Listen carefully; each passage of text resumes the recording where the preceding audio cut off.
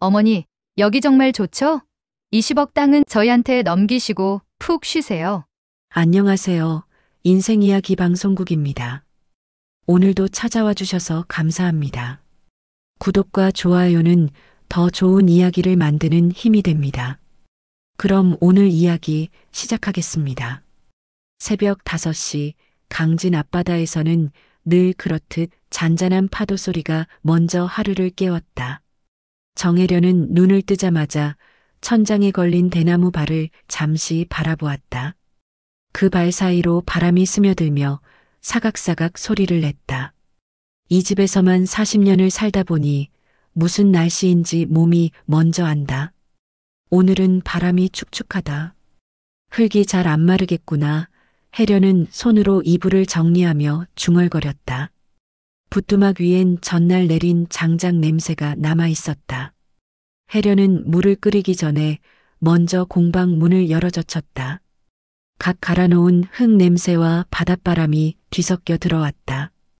이 냄새가 싫어진 적은 단 한 번도 없었다. 남편이 살아있을 때도 혼자가 된 뒤에도 언제나 혜련의 아침은 이 냄새와 함께였다. 아이고, 손목이 또 시리네. 항아리 하나를 들어 옮기려다 통증이 밀려왔다. 젊을 땐 하루 종일 흙을 만져도 끄떡없었는데 요즘은 손목이 욱신거리고 팔꿈치가 뻣뻣하다. 그래도 일을 멈출 순 없다. 흙을 안 만지면 왠지 숨이 막혀오는 것 같아서였다. 아궁이에 불을 지피고 물을 올린 뒤 어제 빚어둔 그릇들을 하나씩 확인했다. 밤새 공방 온도가 조금 떨어졌는지 바닥에 놓아둔 사발 둘이 살짝 갈라져 있었다. 혜련은 혀를 찼다. 참 별것도 아닌 게 사람 마음을 흔들어 놓네. 그 말을 하며 조금 씁쓸한 웃음이 지어졌다. 요즘 따라 마음이 유난히 예민해져 있었다. 이유는 알면서도 모르는 척 외면하고 있었다. 딸 하나 때문이다. 하나는 서울에서 잘 나간다. 대기업 식품 유통팀장이라며 바쁜 티를 잔뜩 냈다. 그런데 바쁜 사람치고 전화가 너무 없었다. 명절에도 내려오지 않는 날이 많았다. 혜련은 늘 말했다. 바쁜 게 죄는 아니지. 도시 사는 애들 다 그렇지 뭐. 그렇게 스스로를 달래왔다. 그러던 며칠 전 동네 마트 주인이 귀띔했다. 혜련 씨 딸 요즘 회사에서 말이 많다더만. 투자 어쩌고 해서 손해가 크다지. 혜련은 남의 집 일처럼 듣는 척하며 웃었지만 마음속 구멍이 선명히 벌어졌다. 설마 내 하나가 그런 일을 겪고도 나한테 말도 못했나? 아침을 정리하고 막그릇 말리는 일을 마치려는 때였다. 바깥에서 자동차 소리가 들렸다. 이 시간에 누가 올 리가 없는데 혜련은 무심코 앞치마를 벗으며 마당으로 나갔다. 은색 SUV가 공방 앞에 멈춰서더니 문이 열렸다. 엄마, 하나였다. 서울 말투가 입에 배어 톤이 높았다. 옆에는 사위 진수가 멋들어진 양복 차림으로 서 있었다. 어머니, 놀라셨어요? 갑자기 내려오고 싶어서요. 진수의 미소는 지나치게 친절했다. 평소엔 바쁘다며 눈인사만 하고 사라지던 사람이었다. 혜련은 잠시 두 사람을 바라봤다. 어쩐 일이냐? 무슨 일이 있어서 온 거지? 묻고 나서야 말투가 너무 직설적이었나 싶었다. 하나는 급히 다가와 팔짱을 꼈다. 엄마, 이게 웬 말이에요? 그냥 엄마 보고 싶어서 온 거지. 하지만 혜련은 느낄 수 있었다. 딸의 손이 평소보다 차갑게 떨리고 있다는 것을. 또한 차 뒷좌석에 실린 커다란 쇼핑백들. 혜련은 속으로 중얼거렸다. 저 애가 언제부터 내게 이렇게 선물을 많이 들고 온 적이 있었더라. 부엌으로 들어온 하나는 숨도 돌리기 전에 가방을 열었다. 고가 건강식품, 수입과일, 비싼 겨울 패딩까지 쏟아져 나왔다. 엄마, 요즘 몸도 자주 아프다 했잖아요. 하나하나 다 엄마 드리려고 샀어요. 혜련은 선물 더미를 바라보며 곰곰이 생각에 잠겼다. 이 애가 뭔가에 몰려 있구나. 하지만 아직 확신할 순 없었다. 그저 오래 떨어져 지낸 자식이 오랜만에 찾아온 것이 기쁘기도 하고 묘하게 불편하기도 한 그런 감정이 뒤섞여 있었다. 저녁을 차리며 혜련은 바닷가 기와집 안에 피어오르는 이상한 공기를 느꼈다. 그 공기가 앞으로 자신의 삶을 완전히 뒤흔들 폭풍의 전조임을 아직은 알지 못했다. 저녁 햇살이 기와장 위로 비스듬히 내려앉았다. 바다는 노을을 머금고 주황색으로 물들어 있었다. 혜련은 부엌에서 된장찌개를 끓이며 눈을 한번 질끈 감았다. 솥뚜껑 사이로 김이 훅 치고 올라왔다. 엄마, 제가 도와드릴게요. 하나가 어색하게 다가와 앞치마를 집어들었다. 됐다. 너는 손도 안 대던 애가 갑자기 뭘 도와. 입으로는 그렇게 말하면서도 혜련은 도마 옆을 비켜줬다. 이렇게라도 부엌에 서 있는 딸 뒷모습을 보고 있자니 마음 한쪽이 따뜻해지는 건 어쩔 수 없었다. 엄마, 파는 이렇게 썰면 돼? 너무 잘근잘근 썰지 말고 도톰하게 썰어. 국물만 내려면 파가 숨이 좀 있어야 해. 잠깐 동안 부엌은 오랜만에 가족 같은 공기로 가득 찼다. 진수는 거실에서 TV를 켜놓고 뉴스도 제대로 안 보며 핸드폰만 만지작거리고 있었다. 가끔 힐끔거리며 부엌 쪽을 살폈다. 식탁 위에 반찬들이 하나둘 차려졌다. 된장찌개, 조기구이, 김치, 무나물, 묵은지 볶음. 어머니, 이거 딱 시골 밥상이네요. 진수가 밥그릇을 받으며 말했다. 혜련은 피식 웃었다. 시골 밥상이 뭐 별거냐. 그냥 사람이 사는 밥이지. 한두 숟갈 떠먹는 동안은 아무 일 없는 집 같았다. 진수는 역시 혜련 어머니 음식이 최고예요. 하며 연신 칭찬을 했다. 하나는 일부러인지 분위기를 띄웠다. 엄마, 얘 회사에서 팀장 됐잖아요. 승진했어. 그래, 잘했다. 축하한다. 혜련은 적당한 말만 건넸다. 승진이란 게 늘 좋은 것만도 아니라는 걸 남편 회사 생활 때부터 익히 봐 왔기 때문이었다. 밥이 반쯤 비워질 때쯤 진수가 숟가락을 내려놓더니 물컵을 한번 돌렸다. 그 작은 움직임에서 혜련은 마음이 스르르 굳는 걸 느꼈다. 어머니, 진수의 목소리가 조금 낮아졌다. 사실 오늘 내려온 건 그냥 인사만 드리려고 온 게 아니고요. 혜련은 눈을 들어 두 사람 얼굴을 번갈아 봤다. 하나는 이미 긴장된 표정으로 입술을 깨물고 있었다. 뭔데? 속 시원하게 말해라. 잠시 뜸을 들이던 진수가 핸드폰을 꺼내 뭔가를 눌렀다. 잠시 후 화면에 도면 같은 그림과 개발 계획이라는 글자가 떴다. 어머니, 이 동네 알짜 땅들 이제 곧 다 바뀝니다. 바닷가 관광단지로요. 관광단지? 혜련의 눈썹이 꿈틀거렸다. 하나가 재빨리 말을 받았다.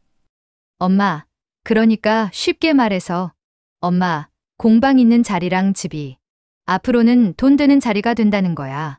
여기가 왜 이제 와서 돈이 되냐? 혜련이 퉁명스럽게 묻자 진수가 기다렸다는 듯 설명을 이어갔다. 지자체랑 민간 기업이랑 같이 추진하는 프로젝트예요. 저희 회사도 자회사 격으로 들어가 있고요. 해변 따라 카페거리, 공방거리 만들고 펜션, 전시관까지 싹 들어올 예정이에요. 혜련은 한참 동안 그 말을 들으면서도 이게 좋은 소식인지 나를 내쫓으려는 소리인지 감이 오지 않았다. 그래서?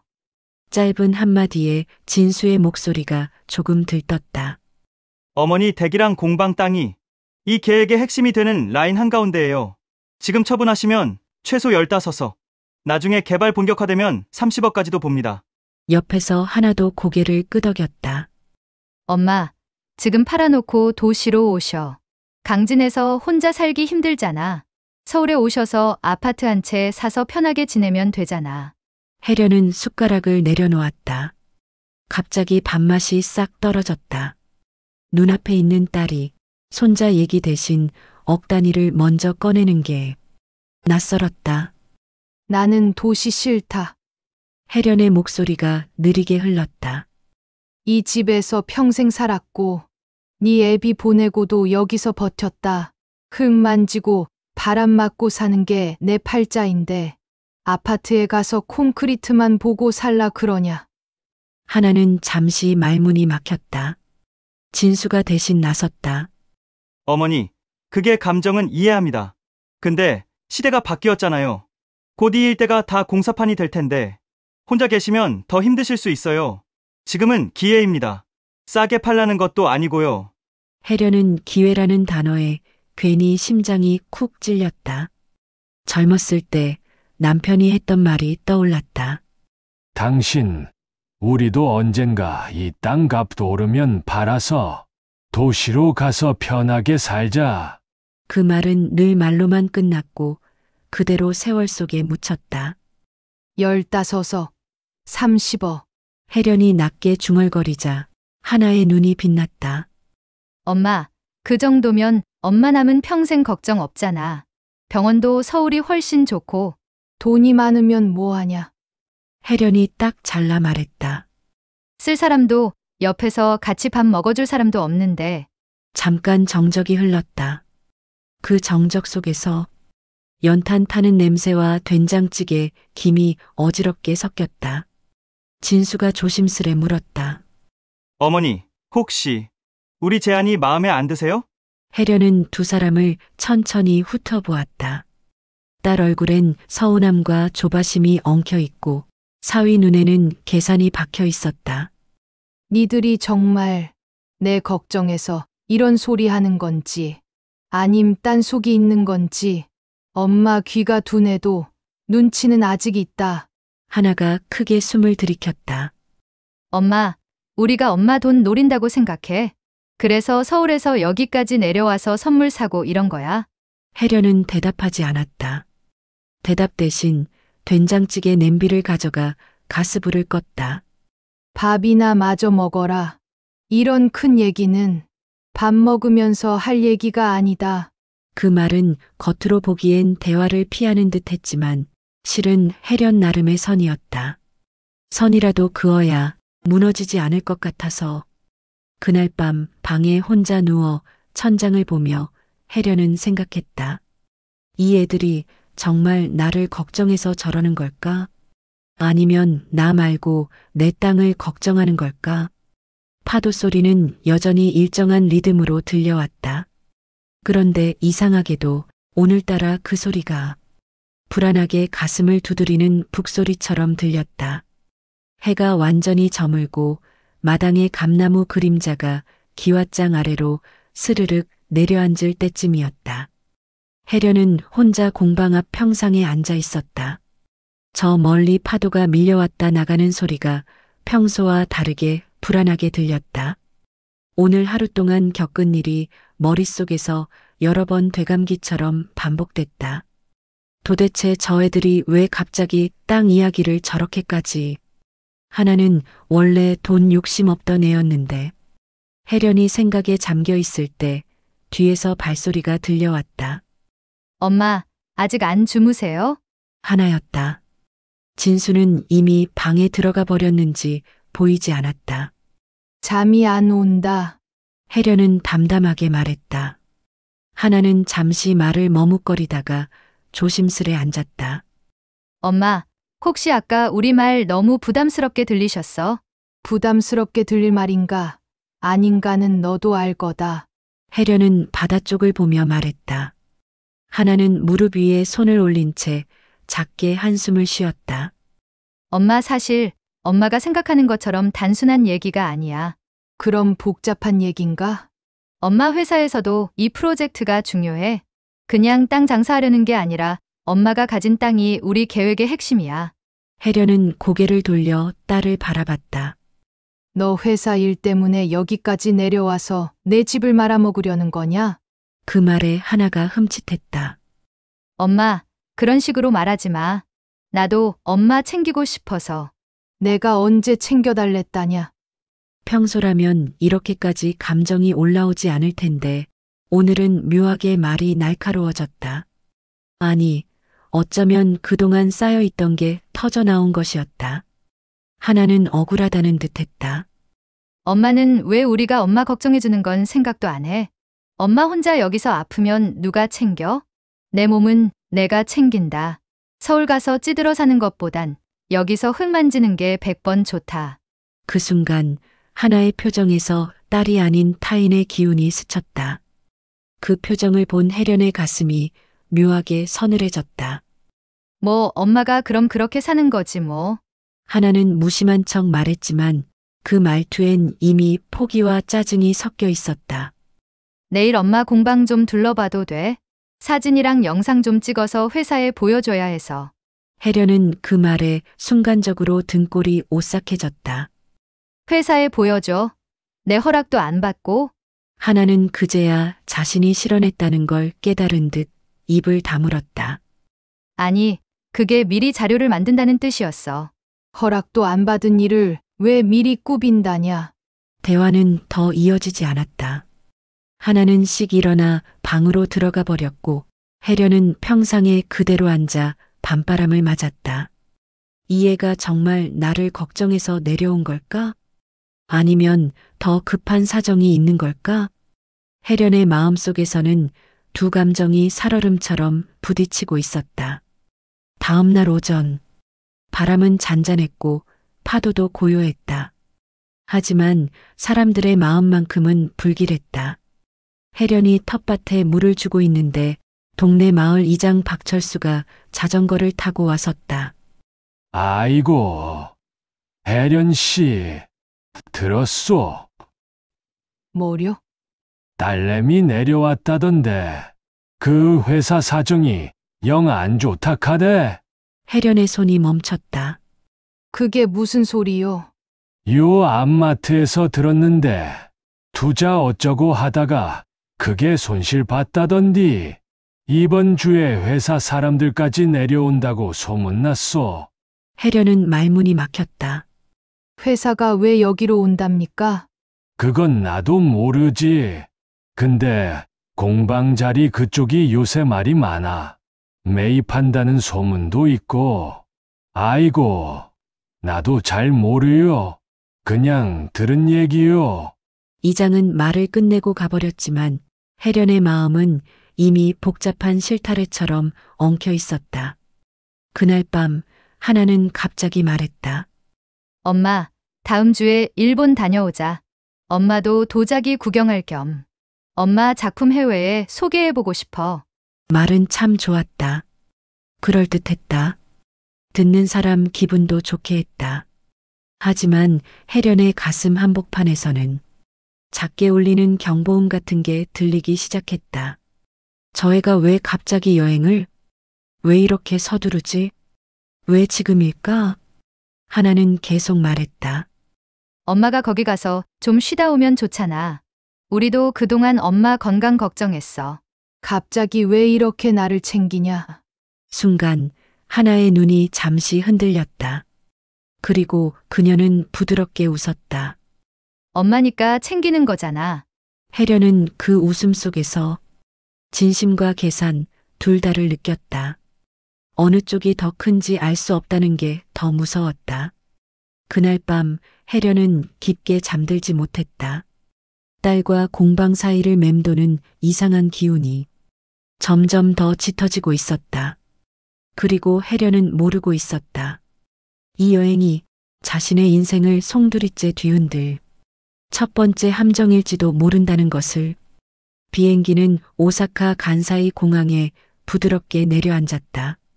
창밖으로 보이는 야경은 화려했지만 혜련의 마음은 내내 어둡게 가라앉아 있었다. 평소라면 해외여행이라는 말에 설레기라도 했을 텐데 이번만큼은 이유 모를 불안이 끝까지 가시지 않았다.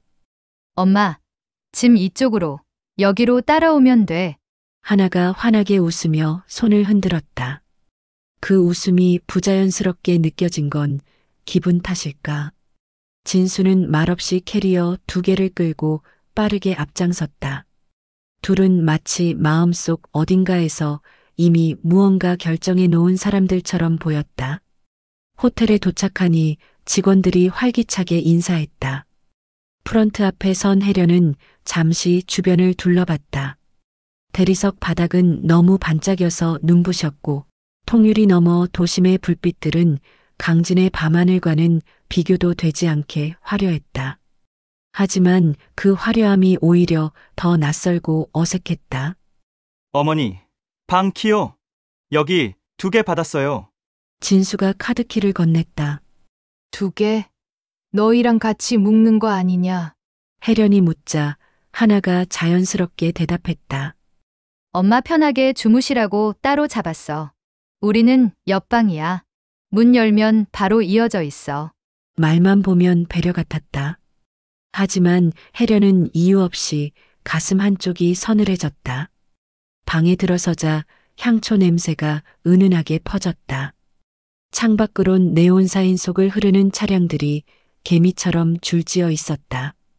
혜련은 침대 끝에 앉아 잠시 숨을 골랐다.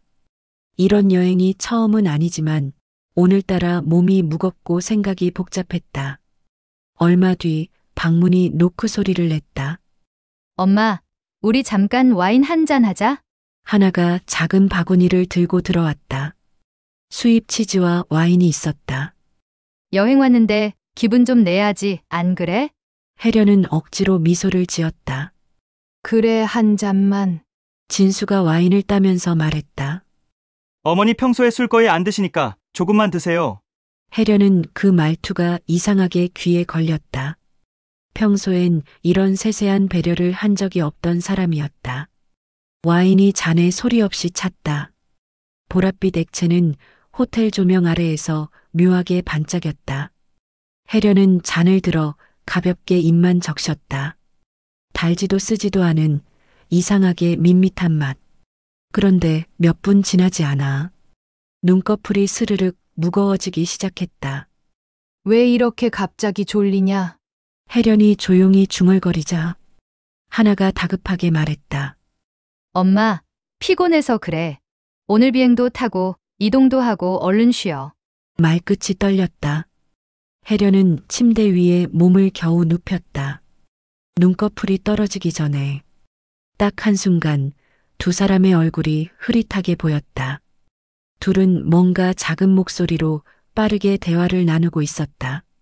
그리고 진수의 손에 들린 두툼한 서류 봉투.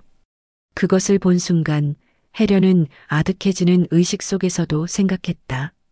역시 맞았구나. 잠에 잠긴 듯 혹은 정신이 흐려지는 듯한 그 순간 2 사람은 그녀가 듣지 못한다고 생각한 듯했다. 그러나 혜련은 일부를 희미하게 들었다. 지금 해야 돼. 어머니 깨어나면 끝이야.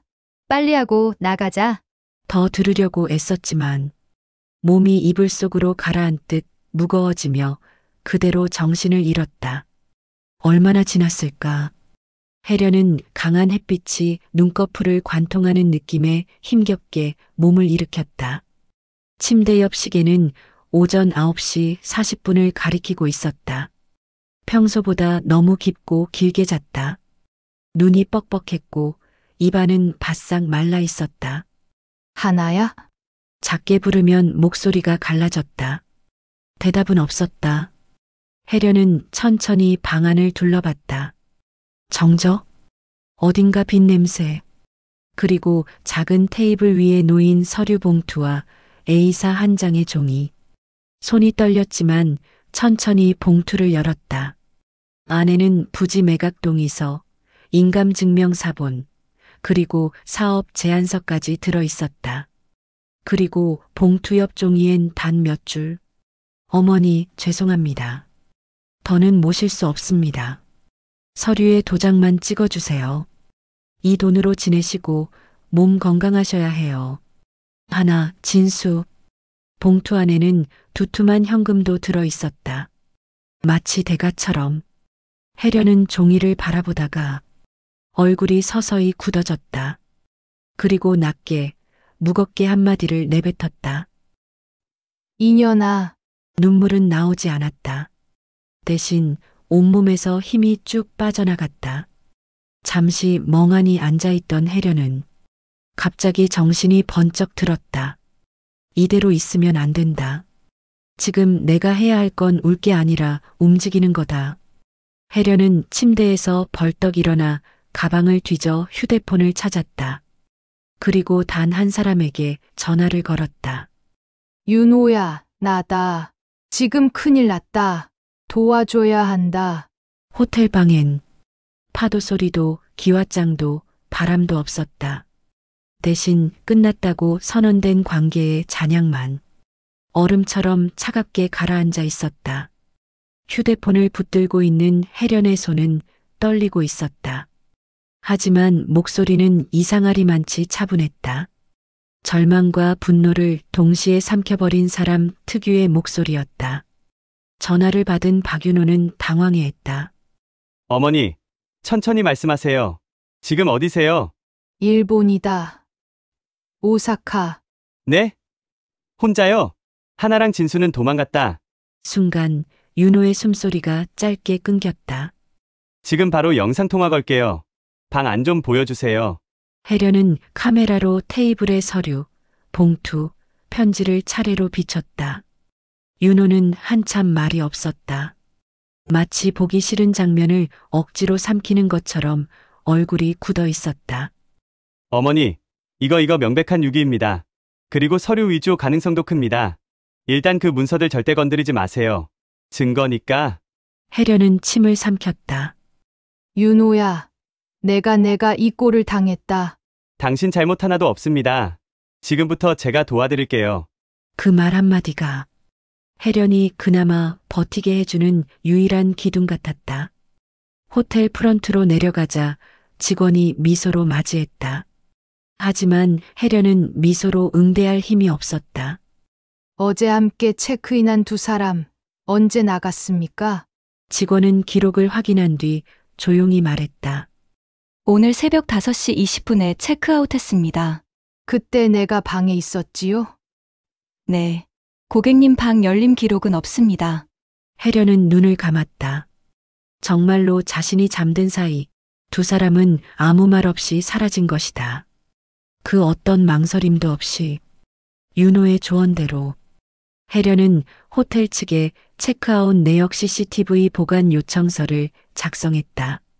그리고 봉투 속 현금은 호텔 금고에 넣었다. 증거 보관을 위해서요. 직원은 약간 놀랐지만 친절히 금고 보관증을 발급해 주었다. 밖으로 나오자 아침 햇빛이 따갑게 내려앉았다. 사람들은 관광을 왔다고 신나게 웃고 사진을 찍고 있었다. 그들 사이에서 혜련은 한순간 자신이 작은 먼지 조각처럼 느껴졌다. 내가 지금 뭐 하는 거냐? 딸이 날 버렸다는 걸 믿고 싶지도 않은데. 이건 꿈도 아니고 현실이구나. 그러나 울음은 나오지 않았다.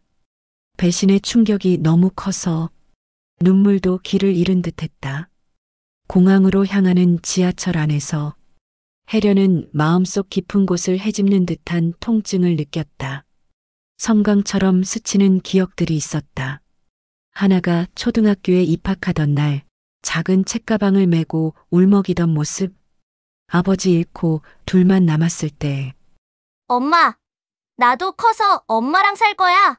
하고 품에 안기던 어린 손, 비 오는 밤 고 피버로 끙끙 앓던 딸 옆에서 밤새 수건대어 얹어주던 기억, 그 모든 시간이 단 몇 장의 서류와 메모로 무너져 내린 것이다. 지하철 창밖에 스치는 풍경이 겹겹이 흐려졌다. 딸은 내 편일 줄 알았지. 혜련이 작게 혼잣말을 하자 옆좌석 일본인 여자가 걱정스러운 눈빛을 보냈다. 하지만 혜련은 신경 쓸 힘도 없었다. 귀국 비행기표는 윤호가 바로 끊어줬다. 어머니, 계속 도와드릴 거니까 너무 걱정 마세요. 지금 가장 급한 건 한국 돌아오시는 거예요. 비행기에 몸을 싣자 혜련은 갑자기 허탈한 웃음이 나왔다. 내가 이런 꼴을 당할 줄은 몰랐지. 그래도 무너지고만 있을 수는 없었다. 이미 결심했다.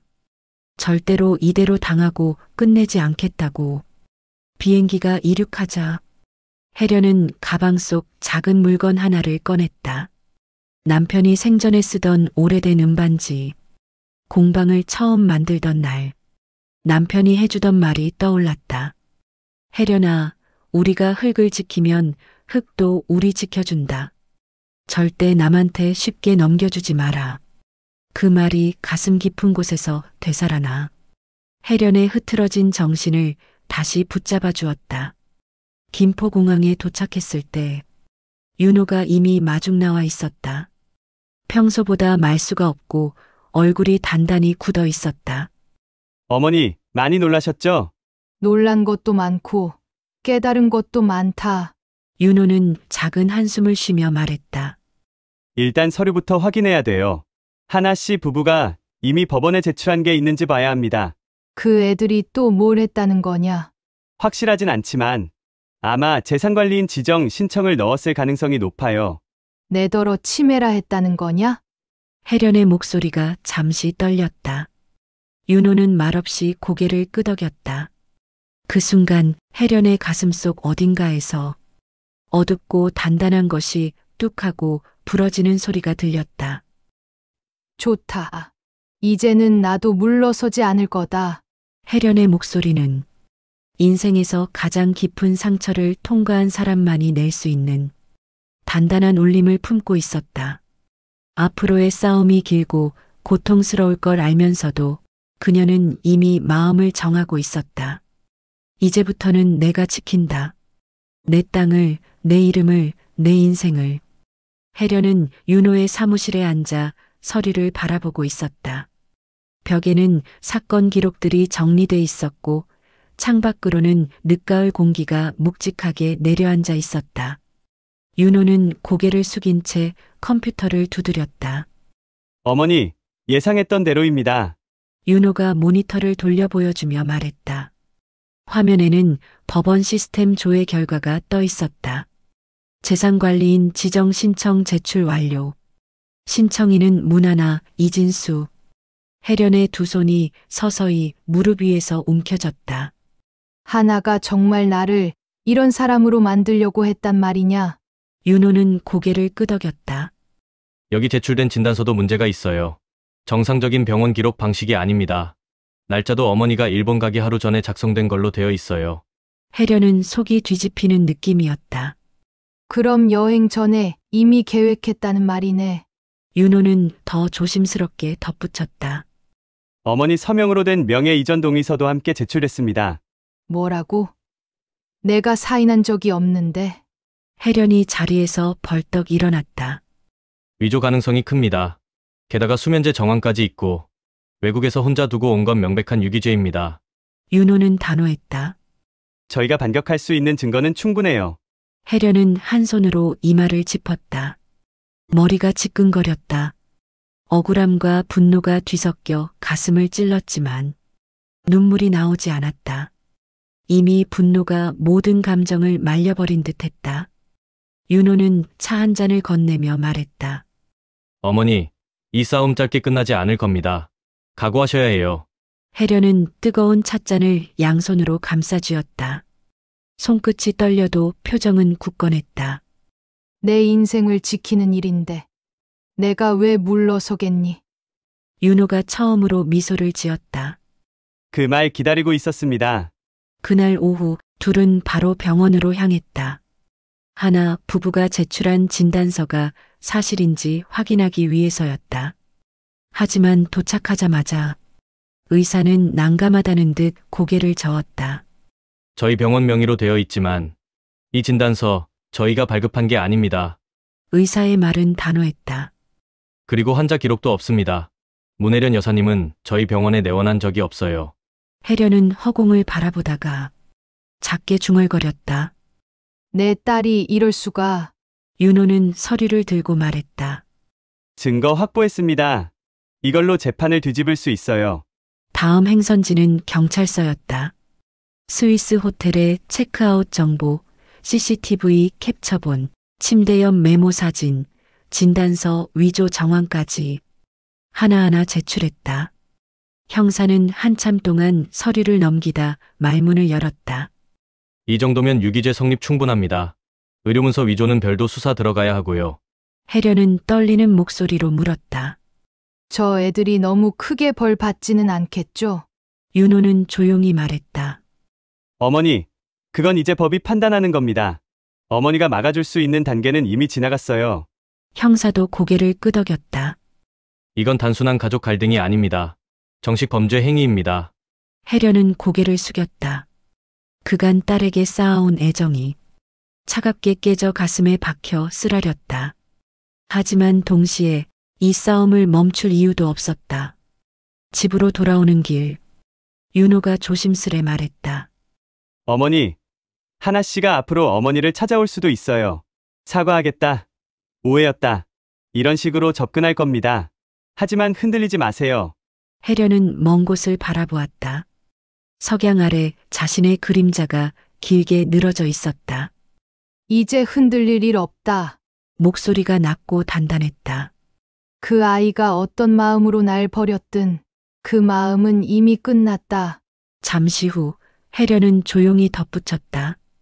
나는 나를 버린 사람에게 다시 등을 보이지 않을 것이다.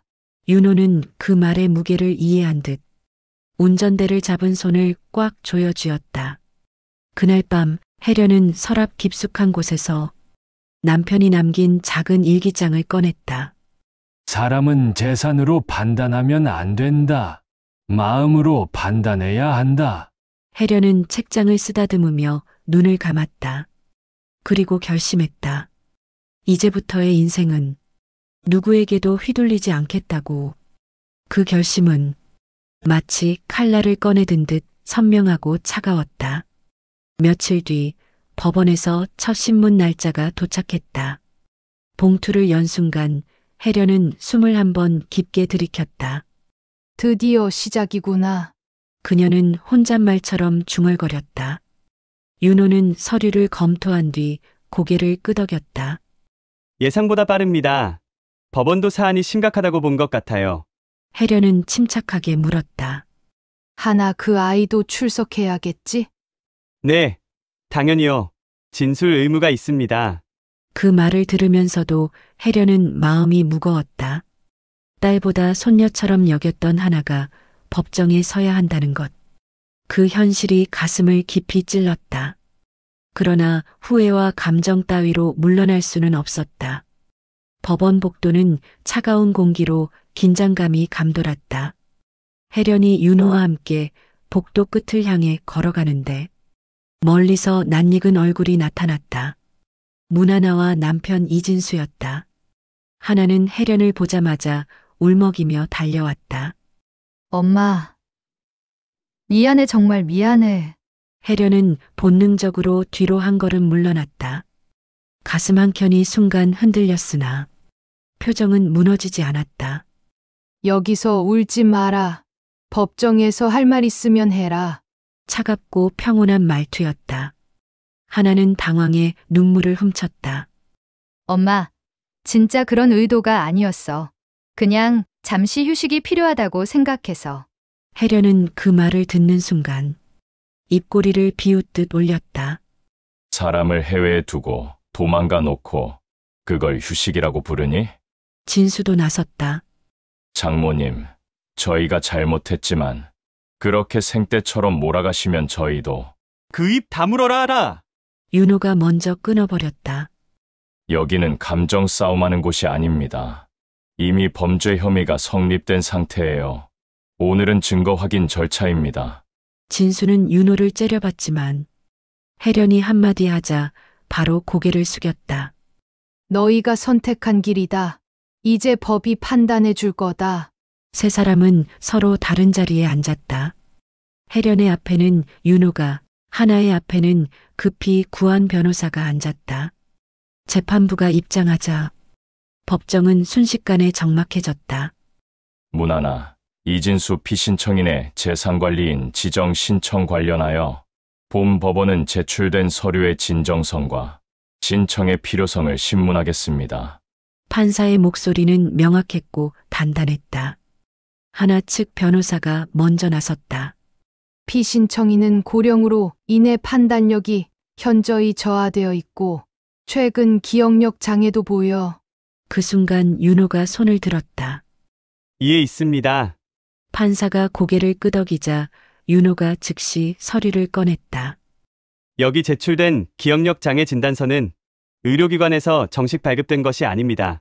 병원 측에서 직접 확인한 결과 환자 기록도 없고 의사 서명도 위조된 것으로 드러났습니다. 판사의 눈빛이 날카로워졌다. 위조된 진단서입니까? 네. 공식 확인 문서와 담당 의사의 진술서 여기 제출합니다. 법정이 술렁였다. 하나는 얼굴이 잿빛으로 변했다. 진수는 식은땀을 흘리며 시선을 회피했다. 판사가 다시 물었다. 문하나 씨, 이 진단서 어떻게 입수하셨습니까? 하나는 고개를 숙이고 떨리는 목소리로 말했다. 저는 남편이 준비한 줄 알았어요. 그러자 진수가 급히 끼어들었다. 아닙니다. 제가 한 게 아닙니다. 부동산 쪽에서. 판사가 단호히 끊었다. 어떤 경로든 위조된 의료 문서를 제출한 건 명백한 불법입니다. 윤호는 이어서 호텔 CCTV 사진과 체크아웃 기록을 제출했다. 혜련이 방에서 잠든 시간, 둘이 새벽에 몰래 빠져나간 모습이 그대로 남아 있었다. 판사가 한마디로 정리했다. 비 신청인은 고령의 가족을 해외에 두고 귀국했고 연락 없이 떠난 정황이 확인됩니다. 이는 유기에 해당합니다. 순간 하나가 자리에서 벌떡 일어났다. 엄마, 정말 그럴 의도 아니었어. 잠깐만. 재판장은 즉시 말린 뒤 차분히 선고를 내렸다. 본 법원은 피신청인의 재산관리인 지정 신청을 이유 없으며 신빙성 없다고 판단합니다. 신청은 기각합니다. 판사의 망치가 울렸다.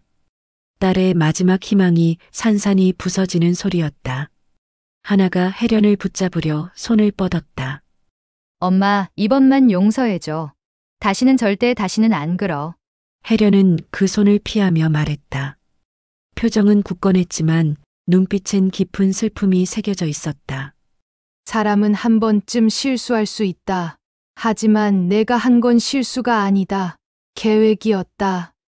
엄마, 내 인생에 다시는 함부로 들어오지 마라.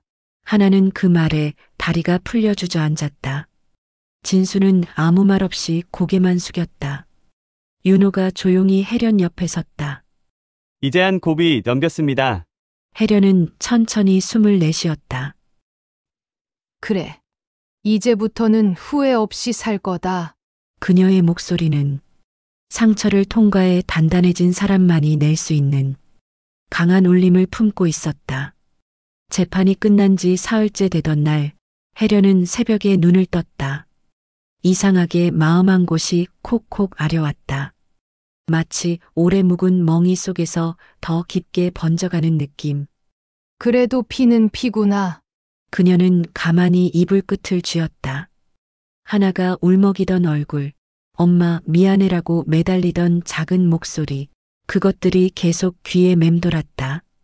하지만 이어지는 장면은 하나가 아니라 스위스 호텔방에서 잠든 자신을 버리고 문을 닫고 나가는 딸의 뒷모습이었다. 그 순간 혜련은 스스로에게 되물었다. 그래. 대체 무엇을 믿어야 하지? 오전 10시 윤호에게서 연락이 왔다. 어머니, 경찰 조사 일정 나왔습니다. 오늘 오후 3시에 출석하셔야 해요. 혜련은 잠시 숨을 골랐다. 그래, 가자. 목소리는 단호했다. 경찰서 조사실은 찬 공기와 형광등의 흰빛이 뒤섞인 공간이었다. 형사는 차분한 목소리로 물었다. 여행 당시 상황부터 다시 말씀해 주시면 됩니다. 혜련은 천천히 숨을 들이켰다. 그리고 하나하나 조각을 꺼내듯 설명했다. 호텔 로비의 공기, 와인에 스친 이상한 맛, 잠들기 직전 딸이 어색하게 지은 미소, 그리고 새벽의 텅 빈 복도. 말을 이어갈수록 형사와 윤호의 표정이 무거워졌다. 여사님, 그 말씀대로라면 수면제 사용도 가능성이 있습니다. 저희가 호텔 음식과 와인 분석 요청을 하겠습니다. 혜련은 고개를 끄덕였다. 증거가 된다면 뭐든 하세요. 그녀는 눈을 감고 손등을 비볐다.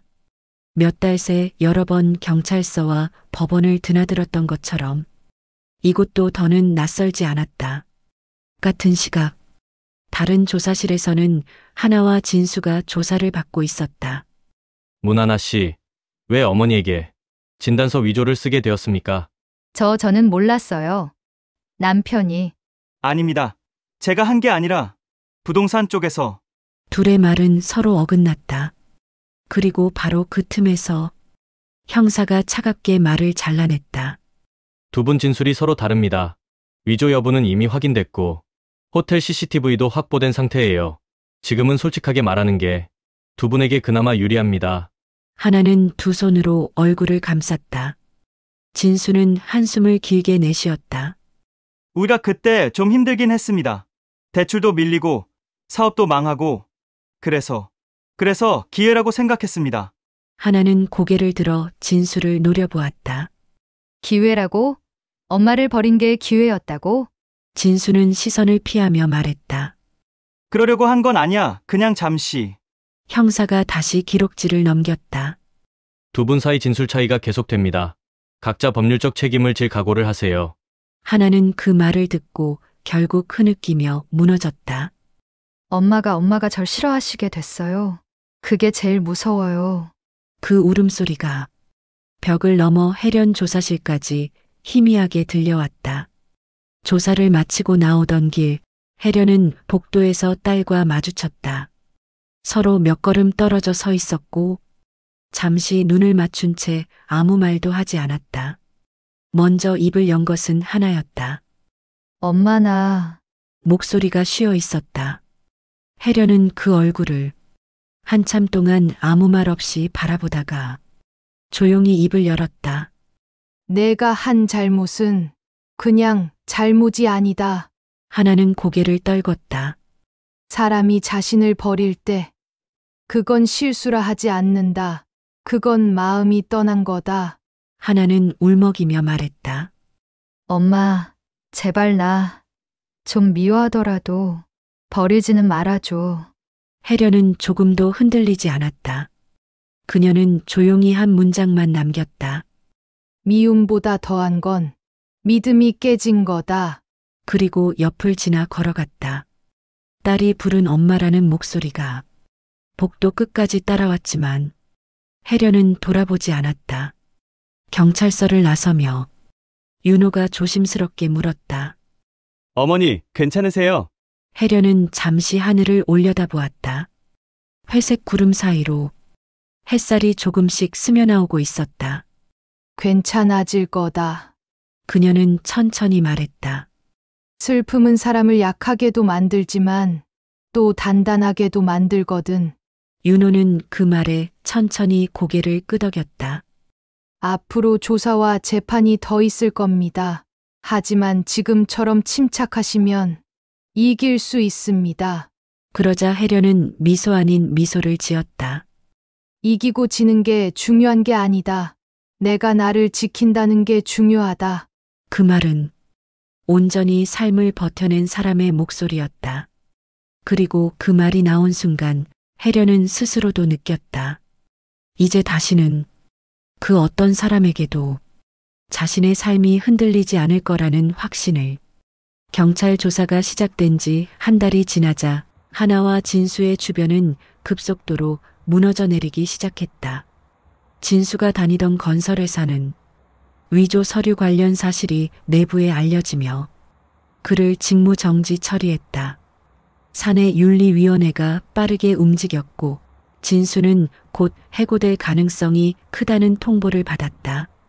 하나는 보육교사로 일하던 어린이집에서 법적 문제 해결 전까지 근무 어렵다는 연락을 받았다. 그녀는 휴대폰을 들고 한참을 멍하니 있다가 천천히 무너져 내렸다. 집안은 점점 냉기로 가득 찼고 두 사람의 말다툼은 날마다 길어졌다. 당신이 그런 위조 문서 가져오지만 않았어도. 하나가 울먹이며 소리쳤다. 내가 먼저 어머니 땅 얘기 꺼냈잖아. 우리 이대로는 못 산다고. 그 말 누가 했어? 진수도 격하게 맞받아쳤다. 두 사람은 서로를 향해 살아남기 위해 비명을 지르는 사람처럼 탓하고 또 탓했다. 하지만 혜련은 한 차례도 그 싸움 속으로 들어가지 않았다. 그 대신 묵묵히 윤호와 함께 증거와 서류를 정리하며 진실이 스스로 드러나길 기다렸다. 어느 날 오후 윤호가 제출 서류를 다시 정리하며 말했다. 어머니, 오늘 검찰에서 연락 왔습니다. 수사 종결 후 의견서가 나왔어요. 혜련은 손끝을 다잡았다. 그래. 어떻게 나왔니? 윤호는 잠시 숨을 고르고 답했다. 유기죄와 문서위조 혐의는 모두 기소 의견입니다. 혜련은 조용히 눈을 감았다. 마음 한쪽이 다시 쿵 하고 내려앉았다. 원한 때문이 아니라 그저 딸이 감당하기 어려울 현실이 더는 피할 수 없게 되었기 때문이었다. 결국 감옥에까지 갈 수도 있겠구나. 그녀는 힘없이 말했다. 윤호는 고개를 저었다. 초범이고 반성문과 배상 의사 있으면 집행유예도 가능합니다. 하지만 처벌은 피할 수 없습니다. 혜련은 천천히 고개를 끄덕였다. 법이 하는 일인데 내가 막을 수는 없지. 말은 그렇게 했지만 혜련의 표정은 오래도록 굳어 있었다. 그날 밤 하나는 눈물범벅이 된 얼굴로 혜련의 집 근처까지 찾아왔다. 그러나 현관문 바로 앞에서 올라갈 용기를 내지 못한 채 그 자리에서 웅크린 채 앉아 있었다. 그녀는 목을 움켜쥐며 중얼거렸다. 엄마가 나를 정말 버린 거야? 그러나 그 말 속에는 정작 자신이 먼저 버려놓은 일이 다시 돌아왔다는 끔찍한 자각이 있었다. 진수는 몇 발짝 뒤에서 담배를 피우며 차갑게 말했다. 오지 마. 너 들어가면 더 꼬일 뿐이야. 진수야, 우리 정말 이 길밖에 없었을까? 하나는 흐느꼈다. 지금 와서 그런 말 해도 뭐가 달라지냐? 진수는 눈을 치켜뜨고 말했다. 일단 우리가 살 길부터 찾아야지. 그 말에 하나는 고개를 세차게 저었다. 난 엄마 없이 못 살아. 미워하셔도 좋으니까 제발 용서해달라고 말씀드리고 싶어. 그녀는 다시 계단으로 올라가려 했지만 진수가 손목을 움켜잡았다. 넌 감정 때문에 움직이면 안 돼. 지금은 살아남는 것만 생각해. 그 손은 차가웠고 그 말은 더욱 차가웠다. 하나는 그제야 깨달았다. 이 남자는 무너져가는 상황이 아니라 오히려 그것을 계산하고 있다는 것을. 그 순간 하나는 손을 빼냈다. 당신은 누구 편이야? 진수는 잠시 말이 없다가 나 편. 이라고 짧게 말했다. 하나의 눈에서 무언가가 완전히 꺼져버렸다. 며칠 뒤 검찰로부터 공식 기소 통지가 도착했다. 진수는 세탁소에서 알바를 하고 있었고 하나는 친정 마당 앞에서 그 소식을 전해 듣고 있었다. 문하나 씨, 기소 통보서입니다. 하나는 종이를 펼쳐 읽자 이마에 식은땀이 송골송골 맺혔다. 그녀는 종이를 쥔 손을 떨어뜨리고 바닥에 털썩 주저앉았다. 끝났구나. 그녀의 목소리는 거의 들리지 않았다. 이제 진짜 끝났구나. 그리고 울다 지쳐 혜련을 향해 마지막 희미한 중얼거림만 내뱉었다. 엄마, 내가 잘못했어. 정말 잘못했어. 그날 저녁 혜련은 혼자 마루에 앉아 두 손으로 따뜻한 보리차 잔을 감싸고 있었다. 바깥 들판의 바람소리, 멀리서 들리는 게 짖음, 그 모든 것이 이상하게 선명하게 들렸다. 그녀는 천천히 잔을 내려놓고 작게 중얼거렸다. 이제 곧 모든 게 끝나는구나. 하지만 그 말에는 슬픔보다 결심이 더 섞여 있었다. 그리고 해가 완전히 저물 무렵 윤호에게서 메시지가 도착했다. 내일 정식 재판 시작 예정입니다. 어머니 준비되셨나요? 혜련은 화면을 오래 바라보다가 짧게 답했다. 준비됐다. 무너지는 건 그 아이들이지 나는 아니다. 그녀의 눈빛은 흔들리지 않았고 표정은 다져져 있었다. 재판이 열리는 아침, 혜련은 평소보다 훨씬 단정하게 머리를 묶고 남편의 낡은 은반지를 손가락에 끼웠다. 손끝이 미세하게 떨렸지만 마음은 오히려 평온했다. 여보, 오늘은 내가 지켜낼게. 남편의 영정 앞에 살짝 고개를 숙인 뒤 혜련은 윤호와 함께 법원으로 향했다. 법원 앞에는 기자 한두 명이 서 있었고 하나와 진수는 먼 발치에서 서로 간신히 서 있는 모습이었다. 진수는 걱정이라기보다 살아남기 위한 계산이 얼굴에 비쳤고 하나는 완전히 지쳐 있었다. 혜련과 눈이 마주치자 하나는 얼어붙은 듯 멈춰섰다. 엄마, 입모양만 그렇게 움직였다. 혜련은 짧고 냉정하게 고개를 끄덕였다. 들어가자. 할 말은 법정에서. 법정은 적막했고 판사의 망치가 울리며 재판이 시작됐다. 검사가 먼저 기소 내용을 읽기 시작했다. 피고 문하나, 이진수는 피해자 문혜련 여사를 해외에 단독으로 방치하고 귀국, 연락 두절 상태로 수일간 두었으며 이는 형법상 유기죄에 해당합니다. 또한 피해자의 재산을 편취할 목적을 가지고 의료문서를 위조하여 법원에 제출하였으며 문장 하나하나가 법정 바닥에 무겁게 떨어지는 듯했다.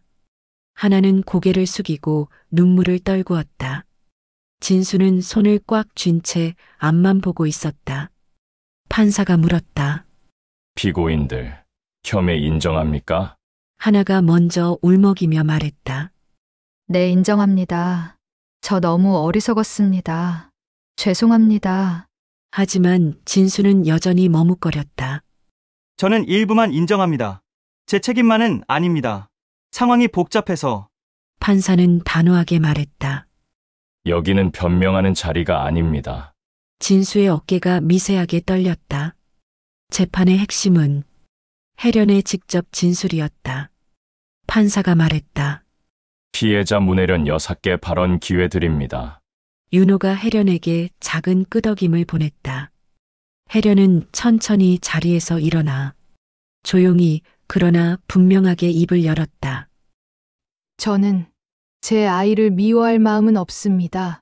법정 안이 잠시 술렁였다. 하나는 그 말을 듣고 얼굴을 들었다. 두 눈이 붉게 물들어 있었다. 혜련은 말을 이어갔다.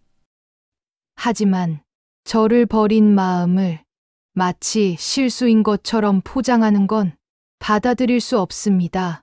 판사와 검사, 변호사 모두 조용히 그녀를 바라보고 있었다.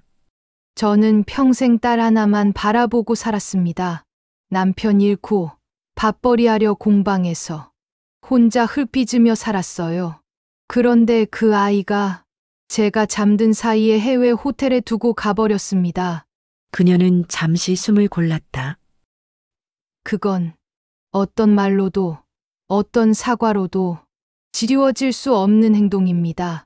하나는 흐느끼고 있었지만 혜련의 표정은 흔들리지 않았다. 제가 바라는 건 벌이 아닙니다. 다만 진실이 왜곡되지 않기를 바랍니다. 그리고 제 인생이 더는 누구의 욕심에 흔들리지 않기를 바랍니다. 말이 끝났을 때 법정은 완전히 침묵했다. 판사는 잠시 기록을 정리한 뒤 천천히 판결을 읽어 내려갔다. 피고 문하나, 이진수에 대한 판결을 선고합니다. 피고 문하나에게는 유기죄와 공문서 위조, 미수 혐의를 인정하여 징역 1년 6월에 집행유예 2년을 선고합니다. 피고 이진수에게는 동일 혐의를 인정하여 징역 2년을 선고합니다. 집행유예 없이 법정 구속합니다. 법정 안이 크게 술렁였다. 진수는 얼굴이 하얗게 질렸다. 경찰이 다가와 그에게 수갑을 채웠다. 하나는 주저앉아 흐느끼며 말했다. 엄마, 엄마. 나 정말 미안해. 혜련은 딸을 보며 마음 한구석이 찢어지듯 아팠다. 하지만 다시 돌아갈 수는 없었다.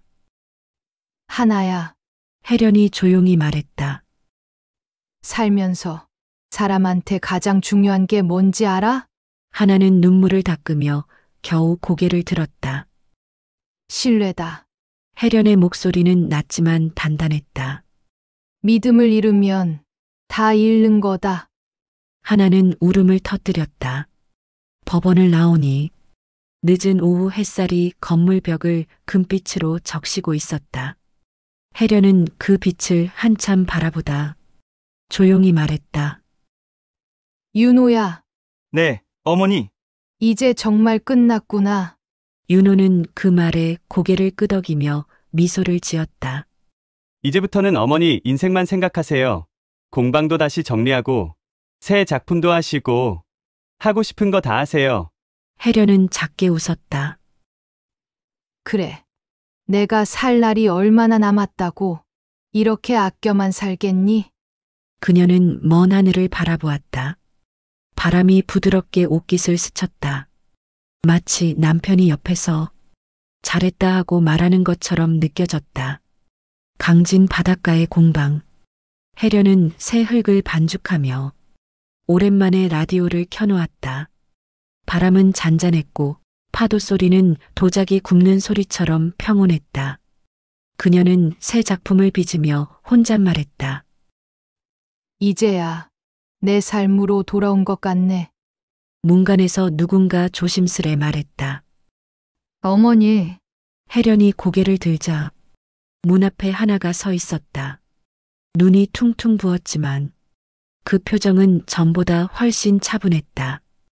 혜련은 잠시 말이 없었다. 둘 사이에는 길고 긴 침묵이 스며들었다. 하나가 조용히 말했다. 엄마, 다시 한 번만 기회를 달라고 말하러 왔어요. 그냥 엄마 딸이고 싶어서. 혜련은 눈을 감았다. 그리고 아주 천천히 고개를 끄덕였다. 딸은 딸이지. 그걸 내가 부정하진 않는다. 하나의 눈에서 눈물이 떨어졌다. 하지만 혜련은 단단히 말했다. 예전으로 돌아갈 순 없다. 우린 처음부터 다시 시작해야 한다. 하나는 조용히 고개를 끄덕였다. 그 말은 벌이 아니라 두 사람 모두에게 필요한 새 출발이었다. 혜련은 작은 찻잔 2개에 따뜻한 차를 따라 건넸다. 한잔 해라. 차는 기다릴수록 더 맛있어지는 법이니. 하나는 눈물을 닦으며 잔을 두 손으로 받았다. 두 사람 사이로 부드러운 바람과 햇빛이 스며들었다. 그리고 혜련은 깨달았다. 상처는 깊었지만 그 틈으로 들어오는 빛은 더 따뜻하다는 것. 부서졌던 인생도 다시 빚으면 새 모양이 될 수 있다는 것. 도자기처럼 사람의 마음도 그럴 수 있다는 걸. 여기까지 인생이야기 방송국이었습니다. 끝까지 함께 해주셔서 감사합니다. 좋아요와 구독은 저희에게 정말 큰 힘이 됩니다. 알림 설정까지 해두시면 다음 이야기도 놓치지 않으실 수 있어요. 다음 편에서 또 만나요.